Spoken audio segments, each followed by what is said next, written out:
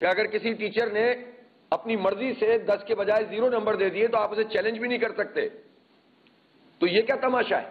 یہاں پر ہمارے بچوں سے تعلیم چھین لی گئی ہے. کل 11 بجے دھرنا ہوگا اور میں کراچی کے تمام والدین سے کہ جن کے بچوں کے ساتھ یہ غلط سلوک کیا گیا ہے، انہیں فیل کیا گیا ہے، وہ اپنی مارک شیٹ لے کے وہاں پر پہنچے. اور اسکروٹنی کا کیا مطلب ہے کہ وہ صرف ٹوٹل کر کے دیکھیں گے کہ یہ ٹوٹل صحیح ہوا ہے کہ نہیں ہوا. جو آپ نے سوالوں کے جواب میں کاریگری کی ہے وہ کوئی اسکروٹنی کا عمل میں شامل نہیں ہوتی. تو اس کا کیا مطلب ہے کہ اگر کسی ٹیچر نے اپنی مرضی سے 10 کے بجائے 0 نمبر دے دیے تو آپ اسے چیلنج بھی نہیں کر سکتے. تو یہ کیا تماشا ہے؟ ایسا کیسے ہوگا اس شہر کے ساتھ؟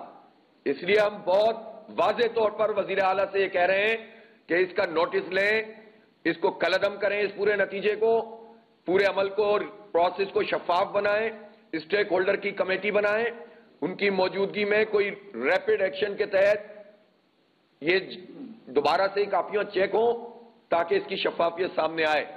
اور اگر یہ کام نہیں کیا جائے گا تو اس پورے عمل کو ایکسپوز کیا جائے گا اور انہیں کام کرنے پر احتجاجاً مجبور کیا جائے گا.